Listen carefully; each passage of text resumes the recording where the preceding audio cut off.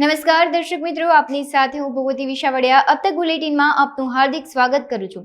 વિસ્તૃત સમાચારો જોતા પહેલા જોઈએ આજની મુખ્ય હેડલાઇન્સ. રાજ્યના 9 શહેરોનું તાપમાન 40 ડિગ્રીને પાર. જસદણ અને બનાસકાંઠામાં માવઠું. સૌરાષ્ટ્ર કચ્છમાં સૌથી વધુ, રાજકોટ બેઠક પર સૌથી ઓછું. અમરેલીમાં મતદાન.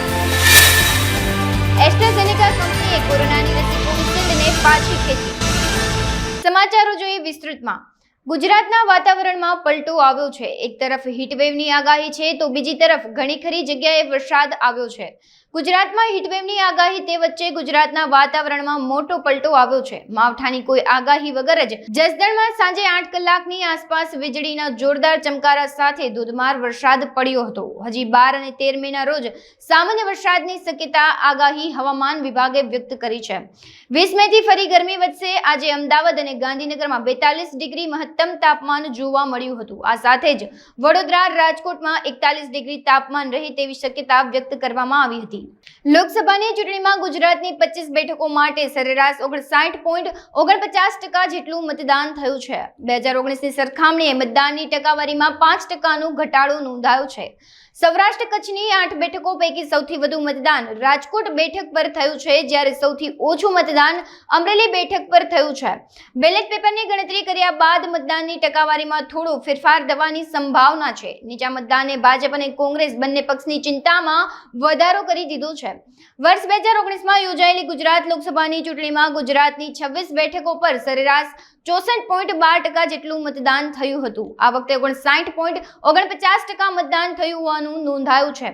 5 વર્ષમાં મતદાનની ટકાવારીમાં 5%નો ઘટાડો નોંધાયો છે.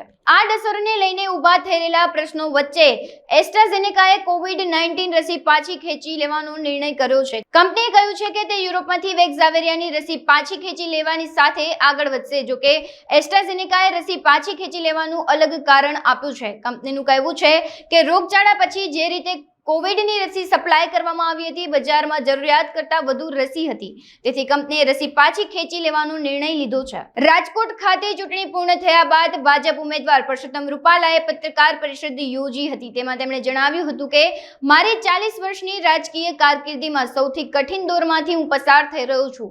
મારા એક નિવેદનને કારણે સમગ્ર ચૂંટણીમાં ખૂબ જ મોટા વમળો સર્જાયા છે. જાહેર જીવનમાં ખૂબ જ મોટા પીડાદાયક અને કષ્ટદાયક દોરમાંથી પસાર થયો છું. એ મારું નિવેદન હતું. સમગ્ર ઘટનાનું કેન્દ્ર બિંદુ પણ હું જ હતો. તેના કારણે ક્ષત્રિય સમાજ તરફથી જે પ્રતિક્રિયાઓ આવી તેના કારણે ભાજપ પક્ષ તેમાં લપેટાયો હતો. સામાન્ય રીતે મારું વક્તવ્ય મારી પાર્ટી માટે પ્રેરણારૂપ અને પ્રોત્સાહક રહેતું, પરંતુ આ વખતે મારા નિવેદનને કારણે સમગ્ર ભાજપ દ્વિધામાં મુકાયું હતું. રામ રામ. માનનીય શ્રી શહેર પ્રમુખભાઈ મુકેશભાઈ, અમારા મીડિયાના ઇન્ચાર્જ ભાઈ શ્રી રાજુભાઈ, આપ સૌ પત્રકાર મિત્રો, સૌથી પ્રથમ તો હું ફિલ્ડ ઉપર કામ કરનારા સૌ પત્રકાર ભાઈઓનો હૃદયપૂર્વક આભાર વ્યક્ત કરું છું કે આપ સૌએ મને ચૂંટણીના આ દોરમાં ખૂબ સારી રીતે સહકાર આપ્યો છે. એ માટે હું આપ સૌનો આભાર માનું છું. મિત્રો, આજે મતદાન ગઈકાલે પૂરું થયું છે અને મતદાનની પ્રક્રિયા પૂરી થયા પછીના મારા મનોભાવો આપની સાથે શેર કરવા માટે મેં આપ સૌને બોલાવ્યા છે. આપ બધાને ખ્યાલ છે કે મારી 40 વર્ષની જાહેર જીવનની કારકિર્દી છે અને એ કારકિર્દીના આ દોરમાં હું ચૂંટણી લડ્યો. મારે આપ સૌની વચ્ચે એકદમ નિખાલસ એકરાર કરવો છે કે મારી સમગ્ર કારકિર્દી દરમિયાનનો સૌથી કઠિન દોર એમાંથી હું પસાર થયો છું. ગઈકાલે ચૂંટણી પૂરી થઈ ગઈ, મતદાન સારી રીતે થયું, ઉત્સાહપૂર્વક વાતાવરણની અંદર થયું અને સૌથી સારા સમાચાર તરીકે હું જેને મૂલવું છું એ સંપૂર્ણ શાંતિપૂર્વક થઈ. એ ઘટનાને કારણે હું અત્યારે આપ સૌની વચ્ચે મારી લાગણીઓ શેર કરવા માટે આવ્યો છું. સાથીઓ, મારા એક નિવેદનને કારણે આખી એ ચૂંટણીની અંદર ખૂબ મોટા વમળો સર્જાણા અને એને કારણે આ દોરમાંથી મેં જેમ આપને કહ્યું કે સૌથી મારો જાહેર જીવનનો પીડાદાયક કહો, કષ્ટદાયક કહો, એ દોરમાંથી હું પસાર થયો. મારે આપને સૌને કેવું છે કે મારી ભૂલ થઈ, મારાથી ભૂલ થઈ. એની પ્રતિક્રિયામાં ક્ષત્રિય સમાજ તરફથી એના સમાજને ઉદ્વેલિત થવાનું નિમિત્ત બન્યું, કારણ બન્યું. પણ આખી એક ઘટનાનું કેન્દ્રબિંદુ ને કારણ હું જ હતો. પણ થયું એવું કે અમારી આખી પાર્ટી પણ એમાં લપેટાય અને અમારી આખી પાર્ટીને પણ સહન કરવું પડ્યું, જે મારા માટે સૌથી કષ્ટદાયક છે. મને ઇન્ડિવિડ્યુઅલ એ બહુ પીડાદાયક બાબત છે. સામાન્ય સંજોગોમાં મારા વક્તવ્યો એ મારી પાર્ટી માટે એસેટ હતા, મારી પાર્ટી માટે એ પ્રોત્સાહક રહેતા હોય. એને બદલે હું જ્યારે કેન્ડિડેટ હોઉં ત્યારનું મારું એક વક્તવ્ય એ સમગ્ર પાર્ટીને દ્વિધામાં મૂકનારું થયું, મુશ્કેલીમાં મૂકનારું થયું. એનો પણ હું એકરાર કરું છું અને એની સઘળી જવાબદારી મારી છે એમ હું બહુ સ્પષ્ટપણે આપ સૌની વચ્ચે સ્વીકાર કરું. શ્રીનિક આઉટરીચના બેનર હેઠળ બનેલ ફન, ફેશન અને action packed Gujarati film S2G2 a romantic મિશનનું ધમાકેદાર ટ્રેલર તાજેતરમાં જ લોન્ચ કરવામાં આવ્યું છે. ફિલ્મની વાત કરીએ તો આ એક રોમેન્ટિક કોમેડી ફિલ્મ છે જેમાં હાસ્ય, એક્શન બધું જ છે. 10 મે 2024ના રોજ રિલીઝ થઈ રહેલા આ ફિલ્મ સંપૂર્ણપણે ફેમિલી એન્ટરટેનર સાબિત થશે. એટલું જ નહીં, ફિલ્મના કલાકારો अब तकના મહેમાન બન્યા હતા અને ફિલ્મ વિશે માહિતી આપી હતી. બીજી તરફ તેઓએ હાલના સાંપ્રત સમયમાં ગુજરાતી ફિલ્મ ઇન્ડસ્ટ્રી અંગે પણ જણાવ્યું હતું. કલાકારોનું માનવું છે કે આવનારા વર્ષોમાં ગુજરાતી ફિલ્મ ઇન્ડસ્ટ્રી અલગ જ સ્તર પર જોવા મળશે, કારણ કે લોકોનો હવે ભરોસો ફિલ્મ પ્રત્યે વધવા લાગ્યો છે. આ ફિલ્મમાં મુખ્ય ભૂમિકા મૌલિક ચૌહાણ, કથા પટેલ, શ્રેય મારડિયા, પ્રિયલ ભટ્ટ, અર્ચન ત્રિવેદી, કલ્પેશ પટેલ, સ્પંદન કુમાર અને ચંદ્રેશ કેરલિયા જેવા જાણીતા કલાકારોએ અદ્ભુત કામગીરી દર્શાવી છે. ફિલ્મનું લેખન કાર્ય મિરલ શાહ દ્વારા કરવામાં આવ્યું છે. S2G2 ફિલ્મની theme it's all about entertainment, કે જેમાં દરેક પ્રકારના જોનરને ટેપ કરવામાં આવે છે. ફિલ્મમાં એક્શન છે, કોમેડી છે, લવ સ્ટોરી છે અને એક સરસ મજાનું સસ્પેન્સ પણ છે. એટલે it is kind of a thing કે એક મસાલા ફિલ્મ જે દરેકને એન્ટરટેન કરશે. મારું પણ એ જ માનવું છે. આપણે એઝ ગુજરાતીઝ આપણે બધી લેંગ્વેજથી આમ તો ફિલ્મ જોતા હોઈએ છીએ, પણ ગુજરાતી ફિલ્મ્સ ખાસ કરીને આવે તો એક અલગ લાગણી જોડાયેલી હોય છે આપણી. અને સાઉથની ફિલ્મ્સનો ટ્રેન્ડ ચાલ્યો છે આજકાલ, બધા જોતા હોય છે. તો મેકર્સનો પ્રયાસ છે કે સાઉથની જે પેટર્ન છે, જે એક્શન કહો કે મેકિંગ કહો, એવું કંઈ કરવામાં આવ્યું છે. મૌલિક ચૌહાણ છે, એમને સ્પેશિયલી એક્શન માટે વર્કશોપ્સ લીધી. એક્શન માસ્ટર્સ બોમ્બેથી આવેલા હતા અને તે છતાં આમાં 2 સરસ મજાના સોંગ્સ છે. એમાંનું એક તો બોલિવૂડના જે જાવેદ અલી છે એમને ગાયું છે. So I think it's a big moment for all of. See, ચેલેન્જમાં સૌથી મોટો ચેલેન્જ તો સાહેબ બજેટ છે. કેમ કે આપણી ઇન્ડસ્ટ્રીમાં હજી આપણે ગ્રોઈંગ ફેઝમાં છીએ કે આપણે એટલા મોટા બજેટની ફિલ્મ્સ નથી બનાવી શકતા, અને જો બનાવીએ છીએ તો પછી એની રિકવરીનું શું. તો આપણી પાસે મેકર્સ છે. અત્યારે આપણી પાસે એટલા સરસ મેકર્સ છે કે ક્વોલિટીની દ્રષ્ટિએ આપણે બહુ જ સારી ફિલ્મો બનાવી શકીએ છીએ અને બનાવશું ફ્યુચરમાં. અત્યારે સૌથી મોટો ચેલેન્જ એ છે કે આપણી ફિલ્મો બિઝનેસ ઓછો કરે છે, કે જેના કારણે વધારે ઇન્વેસ્ટમેન્ટ કરવું એ એક રિસ્ક પોઈન્ટ છે. સાઉથમાં કેવું છે કે 50 કરોડની ફિલ્મ બને, 100 કરોડની ફિલ્મ બને, કે હમણાં ધારો કે કલ્કી આવી રહી છે તો 650 કરોડની ફિલ્મ બને. That is regional film, but એ ડબ થઈને હિન્દીમાં રિલીઝ થશે અને બધે જ લોકો એને વખાણશે અને જોશે, એનું કલેક્શન આવી જશે. પણ આપણે અહીંયા 1.5-2 કરોડથી ઉપર જઈએ એટલે રિસ્ક ચાલુ થઈ જાય કે પ્રોડ્યુસરના પૈસા પાછા આવશે કે નહીં. અને વસ્તુ એવી છે કે તમે ફિલ્મને પ્રામાણિક રહી અને ફિલ્મની સ્ટોરી પ્રમાણે એને બનાવવા માટે જે ખર્ચો કરવો પડે એ કરવો જ પડે, જે આપણે નથી કરી શકતા અત્યારે. અમે જ્યારે નામ સાંભળ્યું હતું ત્યારે અમને પણ એ બહુ ક્વેશ્ચન જ હતો કે આ જે નામ છે એ શું કહેવા માંગે છે. બટ પછી લેટલી મને પ્રોડ્યુસર અને ડિરેક્ટરે સમજાવ્યું કે this is kind of a code word કે જેની આસપાસ આખી ફિલ્મ ફરે છે. તે તમે ફિલ્મ જોશો એટલે ખ્યાલ આવશે કે ભાઈ S2G2 ક્યાં સંકળાયેલું છે આખી ફિલ્મમાં. અને એના બે રીઝન હતા, બે પાસા હતા. કે એક પાસું એવું હતું કે પ્રોડ્યુસરને એવું હતું કે હટકે નામ રાખીએ, એ પણ રિસ્કી છે કે લોકો એને સ્વીકારશે કે નહીં સ્વીકારે. બટ બીજી વાત એવી હતી કે લોકોને કુતૂહલ થશે કે S2G2 છે શું. તો આ વિચારો હતા અને થોડું એક રિસ્ક લીધું પ્રોડ્યુસરે કે let's go with the name S2G2. આપણે અત્યારે જે રીતે વાત કરી એવી રીતે કે નાનો એક અત્યારે ગેપ છે ઓડિયન્સ અને મેકર્સ વચ્ચે. આઈ થિંક એ ધીરે ધીરે પૂરાશે. જર્ની છે આખી, એટલે ટેલેન્ટ તો ઘણો બધો છે ગુજરાતમાં અને આવી પણ રહ્યો છે, પણ સમહાવ એ બહાર એટલું નથી આવી શકતું. તો આઈ એમ રિયલી હોપિંગ કે આગળના થોડા વર્ષોમાં એ બ્રિજ થઈ જાય. મારું માનવું છે કે ગુજરાતીઓ મેક્સિમમ અત્યારે મુંબઈમાં પણ કામ કરી રહ્યા છે આ ઇન્ડસ્ટ્રીમાં. અને હવે તો કેવું છે કે આપણા જ ગુજરાતીઓ જે અત્યાર સુધીમાં બોલિવૂડમાં મહેનત કરતા હતા એ હવે પાછા ગુજરાતમાં આવીને મહેનત કરી રહ્યા છે, કેમ કે અહીંયા પ્લેટફોર્મ ઊભું થઈ ગયું છે. આપણી ઇન્ડસ્ટ્રી ગ્રો થઈ ચૂકી છે.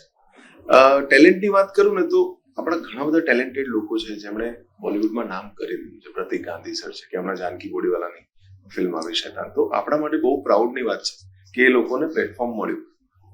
આપણી ગુજરાતી ફિલ્મો એમ કહેવાય ને કે નેશન વાઇડ નથી પહોંચી શકતી જેમણા કસુંબો પહોંચી, કે કસુંબો એ હિન્દી ફિલ્મ બની અને એ લોકો સુધી અત્યારે જશે. તો આપણી ઇન્ડસ્ટ્રી એક સરસ મજાના ગ્રાફ પર છે કે ધીરે ધીરે ધીરે દરેકે દરેક વ્યક્તિઓ લાઇટમાં આવી રહ્યા છે. દરેકે દરેક વ્યક્તિને એવું કરવાનો મોકો પણ મળી રહ્યો છે કે જેનાથી એ પોતાની છાપ છોડે. એક એક્ટર તરીકે, એક ટેલેન્ટ તરીકે અમે એટલું કહી શકીએ કે જ્યાં સુધી પ્લેટફોર્મ ના મળે ત્યાં સુધી તમે પોતાના ટેલેન્ટને સાબિત ના કરી શકો. ગમે તેટલો સરસ માણસ હશે, એનામાં સખત ટેલેન્ટ હશે, એને એવો રોલ મળશે ને ત્યારે એ સાબિત થશે કે ના આ વ્યક્તિમાં છે કંઈક. ટેકનિકલ માસ્ટરી કે આપણે, મારી પહેલી ફિલ્મ મેં તમિલ ફિલ્મ કરી છે, તો સાઉથમાં એ લોકો જે માસ્ટર્સ છે ને કે દરેકે દરેક સેગમેન્ટની એ લોકો પાસે માસ્ટરી છે. એ પછી પ્રી પ્રોડક્શન કહેવાય કે સ્ક્રિપ્ટથી લઈ શૂટિંગથી લઈ અને પોસ્ટ પ્રોડક્શનની, તો એ દરેકે દરેક લોકો માસ્ટર છે. જ્યાં સુધી આપણે માસ્ટર નહીં થઈએ ઇન ટર્મ્સ ઓફ એક્ટિંગ, હું જ્યાં સુધી મારી સ્કિલને ડેવલપ નહીં કરું માસ્ટરી સુધી, ત્યાં સુધી મારું કામ નહીં દેખાય. તો આપણા લોકોની વાત કરીએ ને તો આપણી પાસે અત્યારે છે ઇન્સ્ટિટ્યૂટ્સ, પણ અલગ જગ્યાએ ઇન્સ્ટિટ્યૂટ્સ છે ને લોકો ભણી પણ રહ્યા છે. NIDમાં અમદાવાદ ભણી રહ્યા છે, અહીંયા લગભગ એક ફિલ્મ સ્કૂલ હતી જે હમણાં બંધ થઈ રાજકોટમાં. પણ અત્યારે આપણે એ વાત સાચી છે કે સ્ટડી મટીરિયલમાં આપણે ક્યાંક થોડા પાછા છીએ. તો 10મી મે અમારી ફિલ્મ રિલીઝ થઈ રહી છે અને દરેકે દરેક વ્યક્તિ કે જે આ વિડીયો જોઈ રહ્યા છે એમને વિનંતી છે કે એક પ્રયત્ન કર્યો છે કે જેની અંદર ભરપૂર મસાલેદાર ફિલ્મ બનાવીએ અમે, અને એક્શન, રોમાન્સ, બહુ સરસ લવ સ્ટોરી અમે પ્રયત્ન કર્યો છે. એક થ્રિલર પણ છે અને એની સાથે સાથે એક સરસ મજાનો મુદ્દો પણ ચર્ચવાનો અમે પ્રયત્ન કર્યો છે કે જ્યાં આપણા સમાજમાં બાળકોના કિડનેપિંગ થાય છે અને એના કારણે એક ફેમિલી પર શું વીતે છે કે સરકારને પણ એક અપીલ છે કે ભાઈ આના વિશે કંઈક કરવું જોઈએ. તો આવી બહુ બધી ઘટનાઓ છે ફિલ્મમાં અને હોપફુલી તમને બહુ જ ગમશે. તો 10મી મે ફિલ્મ રિલીઝ થાય છે, તો પ્લીઝ જોવા જજો. હું એટલું કહીશ કે એક ફિલ્મ બનાવવાના પાછળ જે કેમેરા પર દેખાતા હોઈએ છે અમે એક્ટર્સ, આર્ટિસ્ટ, એ તો છે જ, પણ એમની પાછળની જે ટીમ હોય છે એમની બહુ જ મહેનત લાગી હોય છે. સ્પોટ બોય હોય કે ડિરેક્ટર હોય, DOP હોય, જે ટેકનિકલ ટીમ હોય, બધાની ખૂબ જ મહેનત લાગી હોય છે. એક વર્ષ લાગી જતા હોય છે એક ફિલ્મની પાછળ. તો મારી એટલી અપીલ રહેશે કે આપણે ગુજરાતી છીએ. હું એવું નહીં કહું કે ખાલી S2G2, પણ જેટલી બી ગુજરાતી ફિલ્મ્સ આવે છે, જો તમને કન્ટેન્ટ ગમ્યો હોય તો તમારે ચોક્કસ જોવા જવું જોઈએ. અને ખાસ આ ફિલ્મ માટે 10th મહિના આવી રહી છે અમારી ફિલ્મ. ટ્રેલર આવી ચૂક્યું છે, તમે જુઓ અને તમારો ફીડબેક અમારા માટે બહુ જ મહત્વનું છે, જેથી અમને એઝ મેકર્સ ખબર પડશે કે તમારો ટેસ્ટ કેવું છે, તમને શું વધુ ગમે છે. એટલે અમને ચોક્કસ જણાવજો કે તમને કેવી લાગી. Thank you. આજે સમગ્ર વિશ્વમાં થેલેસેમિયા દિવસની ઉજવણી થઈ રહી છે. તે અંતર્ગત થેલેસેમિયાગ્રસ્ત બાળકોને નિયમિત રીતે રક્ત મળી રહે તે માટે અનેકવિધ સેવાકીય સંસ્થા આગળ આવી રહી છે. આ વાતને ગંભીરતાને ધ્યાને લઈ રાજકોટ ખાતે આવેલું બડા બજરંગ ફાઉન્ડેશન દ્વારા ખાસ આજના દિવસે એક વિશેષ અપીલ કરવામાં આવી હતી. થેલેસેમિયાથી પીડાતા બાળકોએ અબ તક મીડિયા હાઉસની મુલાકાત લીધી હતી અને વિગતવાર માહિતી પૂરી પાડી હતી. જાજામાં જાજા લોકોને જાગૃતતા માટે, અવેરનેસ માટે કે થેલેસેમિયા શું છે અને કઈ રીતના થાય છે, એના માટે આપણે સગાઈ પહેલા એક રિપોર્ટ કરાવો થેલેસેમિયા મેજરનો. અને વધુમાં વધુ લોકો રક્તદાન કરે. જેથી હજી ઘણા લોકોને અવેરનેસ નથી રક્તદાનની, પણ ઘણા લોકો ડરતા હોય છે કે રક્તદાન કરવાથી આ થાય તે થાય પેલું બીજું. એને હું એક જ વાત કહેવા માંગીશ કે તમે આગળ આવો, રક્તદાન કરો, કોઈ 2 જણાનું જીવન બચાવો. અને અમારે તો શું છે, થેલેસેમિયા મેજર પેશન્ટ છીએ, બરોબર. અમે તો જન્મથી જ અમને આ બીમારી છે, અને આ બીમારી એવી છે કે ડિપેન્ડન્ટ છે. કોઈ આપણે કરી ન શકીએ, ખુદની સારવાર એક ન કરી શકીએ. આ સારવારમાં ખુદે તો કરવું જ પડે, પણ અધર પીપલમાં ડિપેન્ડન્ટ રહેવું પડે. જેમ કે બ્લડ લેવું પડે, અને બ્લડ છે તો એ કોઈ ફેક્ટરી કે કોઈ આપણે છોડમાં કેમ તો થતું નથી, એટલે માનવ માંથી જ આવે છે. તો એમ કે વધુમાં વધુ લોકો રક્તદાન કરે એમ. અને ખાસ ઈ કે થેલેસેમિયા ટેસ્ટ તો કરાવે જ બધા ફરજિયાત, જેથી કરીને અમારા જેવો બાળક બીજા ન જન્મે. અને પછી ઘણી બધી એવી મુશ્કેલી પડતી હોય છે જો જન્મી જાય પછી તો, અને એ બાળકને પણ એટલું કહેવાય ને કે બહુ પીડાવવું પડે છે. એ જ અવેરનેસ માટે આવ્યા છે. રાજકોટમાં આપણે રાજકોટની જ વાત કરીએ તો 700-750 તો છે જ બાળકો થેલેસેમિયાથી પીડાતા. થેલેસેમિયાથી જે પીડિત છે બાળકોને એક તો છે નિયમિત રક્ત ચડાવવું પડે, બરોબર. એક તો નિયમિત રીતે રક્ત ચડાવવાનું અને પ્રોપર દવા લેવી પડે. જીવનશૈલીમાં બદલાવમાં તો એ જ કે તમે જેટલું પોતાનું ધ્યાન રાખશો એટલું સારું જીવી શકશો, એટલું લાંબુ જીવી શકશો. ભારત વિકાસ પરિષદ સૌરાષ્ટ્ર કચ્છ પ્રાંત દ્વારા રાજકોટ શહેરમાં રિજિયોનલ વર્કશોપનું આયોજન કરવામાં આવ્યું છે. આગામી તારીખ 10 થી 12 ના રોજ રાજકોટની સુવિખ્યાત આધ્યાત્મિક સંસ્થા આર્સ વિદ્યા મંદિર મુંજકા ખાતે વર્કશોપ યોજાશે. આ કાર્યક્રમમાં ગુજરાત, મહારાષ્ટ્ર અને ગોવાના પશ્ચિમ ક્ષેત્રોના 10 પ્રાંતના પદાધિકારીઓ ઉપસ્થિત રહેશે. સમગ્ર કાર્યક્રમ અંગે વધુ માહિતી અબ તક મીડિયા હાઉસની મુલાકાતે આવેલા પ્રતિનિધિ મંડળે પૂરી પાડી હતી. નમસ્કાર, Vande Mataram. Prafulbhai Goswami, Bharat Vikas Parishad regional joint general secretary. Bharat Vikas Parishad સમગ્ર ભારતમાં 1600 જેટલી બ્રાન્ચો ધરાવે છે, જે પૈકી 10 રિજિયનમાં વેચાયેલ છે અને દરેક રિજિયનમાં અલગ અલગ પ્રાંત હોય છે. આજે રાજકોટની અંદર જે કાર્યક્રમ છે તે તારીખ 10, 11 ને 12, આમ તો 2 દિવસ 11 અને 12 2 દિવસ કાર્યકર્તાઓ માટેનું વર્કશોપનું આયોજન કરવામાં આવ્યું છે. આ વર્કશોપની અંદર કુલ ગુજરાત, મહારાષ્ટ્ર અને ગોવા એવા કુલ 10 પ્રાંત છે. એના પ્રાંતના પ્રમુખ, મંત્રી, ખજાનચી, મહિલા સંયોજિકા અને સંગઠન મંત્રી એમ પદાધિકારીઓ આવનાર છે, જેમને રાષ્ટ્રીય કક્ષાના અમારા જે હોદ્દેદારો છે એમનું માર્ગદર્શન પણ મળશે. અને ખાસ કરીને સંસ્થા વિશે વિશેષ પ્રકારની તમામ પ્રકારની માહિતી, એઓએ નવી જવાબદારી સંભાળી હોય તો સંસ્થાની નીતિ રીતિ શું છે, બંધારણ શું છે, નિયમો શું છે, અને ખાસ કરીને સમાજની અંદર કઈ રીતે કામ કરવું એ પ્રકારનું આયોજન આની અંદર શીખવવામાં આવશે. સમગ્ર દેશમાં 10 જે રિજિયન છે એ દરેક રિજિયનમાં આ પ્રકારના વર્કશોપનું આયોજન કરવામાં આવ્યું છે. અમારા માટે ગૌરવની બાબત એ છે કે સૌરાષ્ટ્ર કચ્છ પ્રાંત આ વર્કશોપનું આયોજન છે અને એનું યજમાન પદ સ્વીકાર્યું છે. ત્યારે રાજકોટની બધી બ્રાન્ચો એમના કાર્યકર્તાઓ આ મહેમાનોને આવકારવા માટે ઉત્સુક છે અને એના માટેની સમગ્ર તૈયારીને આખરી ઓપ આપવામાં આવ્યો છે. અમારી સાથે માર્ગદર્શન મળી રહ્યું છે શ્રી વિનોદભાઈ લાઠિયા, જે રિજિયનના જનરલ સેક્રેટરી છે, એ પણ સાથે છે. એના માર્ગદર્શન નીચે અમે સૌ આ કાર્ય કરીએ છીએ. મારી જવાબદારી આ અભ્યાસ વર્ગના સંયોજકની છે. મારી સાથે સાથે દિવ્યેશભાઈ સતાસિયા એ સહસંયોજક છે. સાથે સાથે રાજકોટની જે બ્રાન્ચો છે એના પ્રમુખ શ્રી, મંત્રી શ્રી, ખજાનચી શ્રી અને રિજિયનના અન્ય અધિકારીઓ છે એ પણ આ કાર્યક્રમમાં સાથ સહકાર આપી રહ્યા છે. ઝનાના હોસ્પિટલના થેલેસેમિયાના વોર્ડમાં વિશ્વ થેલેસેમિયા દિવસ નિમિત્તે બાળકોને દીકરાનું ઘર વૃદ્ધાશ્રમના ટ્રસ્ટી હસમુખભાઈ રાજ દ્વારા રમકડા અર્પણ કાર્યક્રમ યોજાયો હતો. આ ઉપરાંત બાળકોને કપડાં વિતરણ પણ કરવામાં આવ્યા હતા. બાળકો સારવાર દરમિયાન પ્રવૃત્તિશીલ અને આનંદિત રહે તેવા હેતુ સાથે રમકડા વિતરણ કરવામાં આવ્યું હતું. આજે 8મી મે સમગ્ર દેશ અને દુનિયામાં વિશ્વ થેલેસેમિયા દિવસ તરીકે ઉજવાય છે. રાજકોટની અંદર વિવેકાનંદ યુથ ક્લબ પ્રેરિત થેલેસેમિયા જનજાગૃતિ અભિયાન સમિતિના માધ્યમથી અમે છેલ્લા લગભગ 25 વર્ષથી થેલેસેમિયા બાળકો અને વાલીઓને હૂંફ મળે, સમાજ એની સાથે છે એની પ્રતીતિ કરવા માટે અમે નાના મોટા અનેક કાર્યક્રમો કરતા હોઈએ છીએ. તાજેતરમાં ચિલ્ડ્રન હોસ્પિટલ નવા બનેલા જનરલ હોસ્પિટલમાં શિફ્ટ થઈ છે. એ સરસ મજાનો થેલેસેમિયાના બાળકો માટેનો હોર્ડ પણ બન્યો છે. એક સાથે 36 બાળકોનો બ્લડ ટ્રાન્સફ્યુઝન એવી સરસ મજાની વ્યવસ્થા છે. અને અમારા ધ્યાન ઉપર આવ્યું કે બાળકો અહીંયા આવતા હોય, ઘણીવાર બ્લડ લેવા જાય, વાર લાગતી હોય વાલી, તો બાળકોને રમકડા એના ઉપયોગમાં આવે, એનો સમય પસાર થાય, આનંદથી એનો સમય પસાર થાય. એટલા માટે આજે વિશ્વ થેલેસેમિયા દિવસ નિમિત્તે અમારા દાતા પરિવારના હસમુખભાઈ રાજ પરિવારના સૌજન્યથી આજે હોસ્પિટલમાં રમકડા વિશ્વ થેલેસેમિયા દિવસે અર્પણ કરવામાં આવ્યા છે. બાળકોનો ખૂબ લાભ લે, સાથે સાથે બધા બાળકોને એક જોડી કપડાં પણ આપવામાં આવ્યા છે. આમ આજના દિવસે અમે આવો નાનો મોટો કાર્યક્રમ કરતા હોઈએ અને આજે આ વિશેષ કાર્યક્રમનું આયોજન કર્યું છે. આ માટે અમે હોસ્પિટલના સત્તાવાળાઓ, મીડિયાના પ્રતિનિધિઓ, તંત્રનો બધાનો ખૂબ ખૂબ આભાર માનીએ છીએ. દાતા પરિવારનો પણ ખૂબ ખૂબ આભાર માનીએ છીએ. આ હોળની અંદર અમે અવારનવાર આવતા હોય બેન. બાળકો એ ઈશ્વરનું સ્વરૂપ છે. બાળકોને રમકડા ખૂબ વાલા હોય. આવો સરસ મજાનો નવો હોળ બન્યો છે. ધ્યાનમાં આવ્યું કે આવું મજાનું આપણે કંઈક કરી તો બાળકોનો ઉપયોગી થાય. આજે હસમુખભાઈ રાજના સનને પણ થેલેસેમિયા હતો.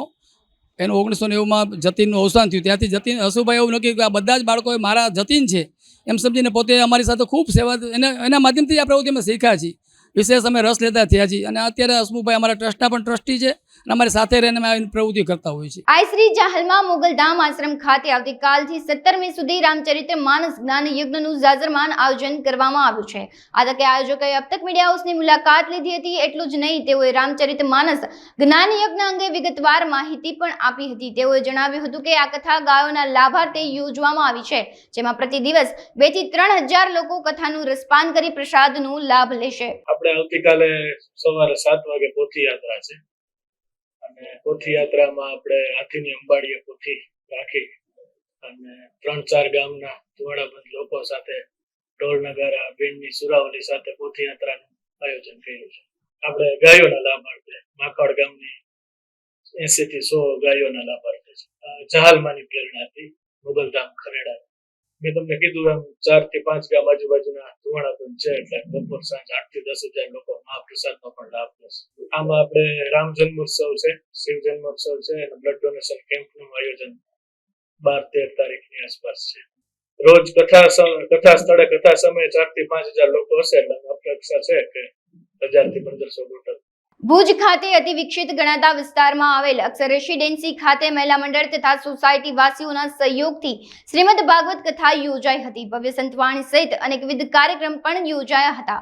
કથાકાર શ્રી ભરતભાઈ જોશીએ સંગીતમય શૈલીમાં ભાગવત કથાનું મર્મ સમજાવ્યું હતું. આ કથા દરમિયાન રામ જન્મોત્સવ, કૃષ્ણ જન્મોત્સવ જેવા વિવિધ ધાર્મિક કાર્યક્રમો ધામધૂમથી ઉજવાયા હતા. આ પ્રસંગે મુંબઈથી પધારેલા ન્યુરાજભાઈ રાજગોર, પ્રાંજીવનભાઈ ગોર, કાંતિભાઈ ગોર, સાંદીપની આશ્રમના સુખદેવભાઈ જોશી સહિતના આગેવાનો ખાસ ઉપસ્થિત રહ્યા હતા. અમારે અહીંયા ભાગવત સપ્તાહનું આયોજન કરેલું છે. જે 8 દિવસ અમારે બધા સર્વે અહીંયા વડીલો, બહેનો, ભાઈઓ બધા એક સંકલ્પ કર્યો હતો કે આ ધરતી ઉપર પહેલી વાર એક આપણે આવો ભાગવત કથાનું આયોજન કરી તો પહેલી જ વાર આ ધરતી ઉપર આ કથા થઈ છે ભાગવત સપ્તાહની. અને શાસ્ત્રીજી અમારા ભરત મહારાજ વિંજાણ તે બહુ સારા વખતે વ્યક્તા છે અમારા અને બહુ સરસ એવો અમને કથાનો અમને લાભ મળ્યો છે બધા સર્વ સોસાયટી વાળાને. આજુબાજુ વાળા સર્વે મહેમાનો પણ બધા રોજ પધારતા.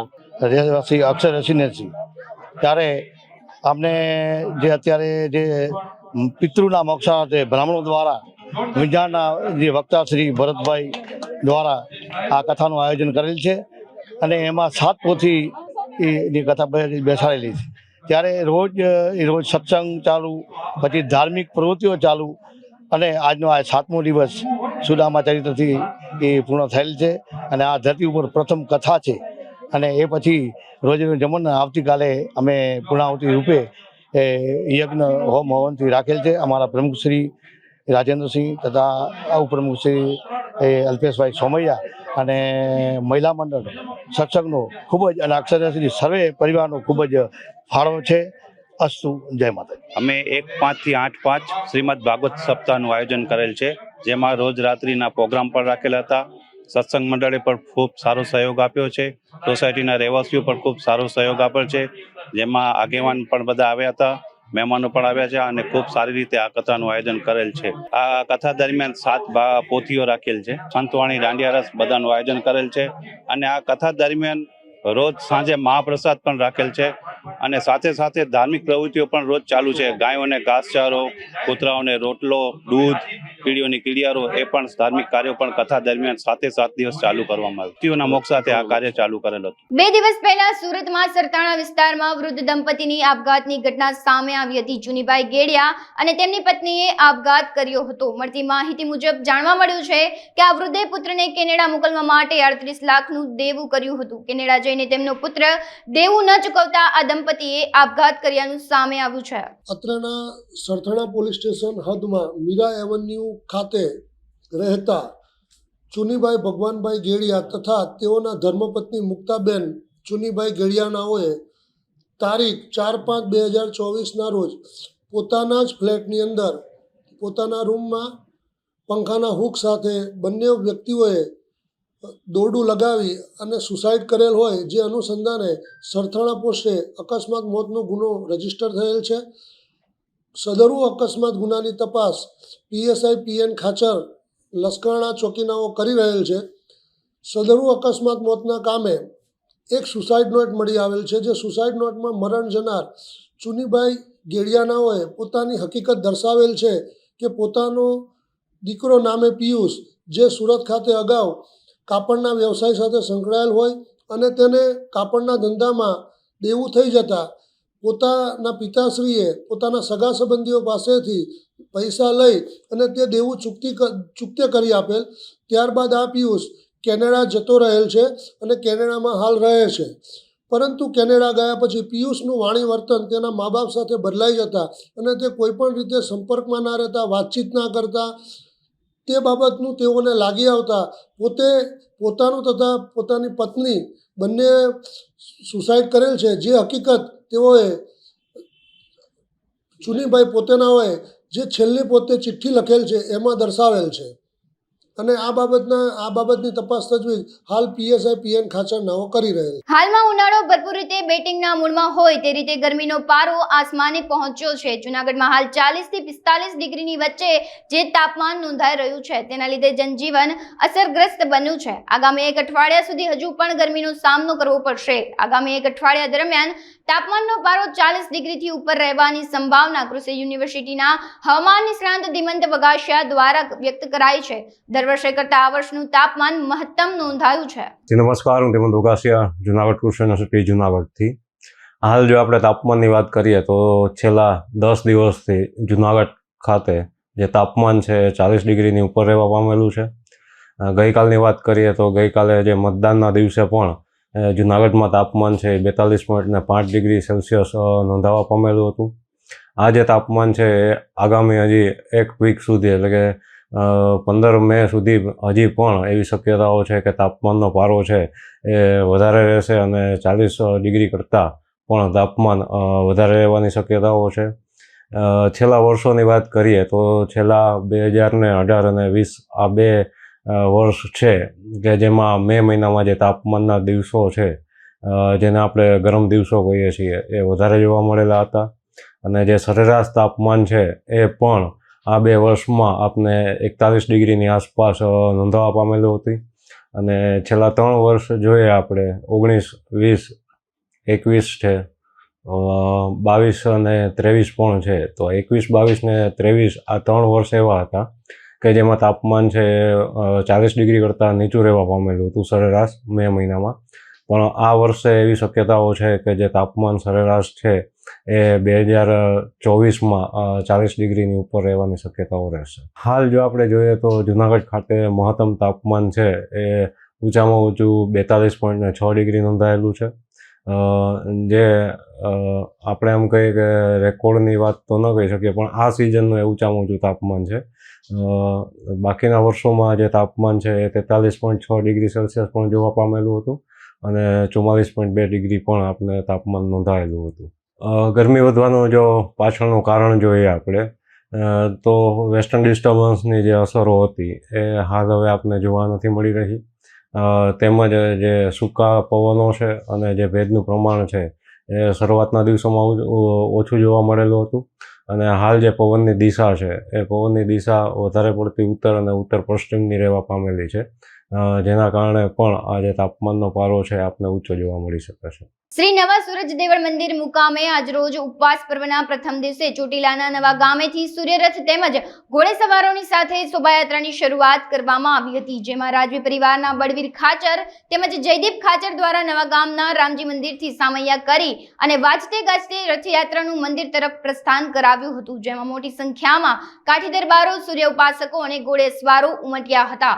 નવા સૂરજ દેવળ મંદિર ખાતે ઉષ્માભેર તેનું સ્વાગત કરવામાં આવ્યું હતું, જેમાં સૌએ દર્શનનો લાભ લાવો લઈ ધન્યતા અનુભવી હતી. જૂનાગઢ ગરવા ગિરનારની ગોદમાં આવેલ દામોદર કુંડમાં ભારતની 42 નદીઓમાંની એક નદી એટલે સોનરખ નદી આ કુંડમાંથી પસાર થાય છે, જ્યાં દરેક મહિનાની અમાસ નિમિત્તે દામોદર કુંડ ખાતે મોટી સંખ્યામાં લોકો પિતૃ તર્પણ માટે ઉમટી પડતા હોય છે.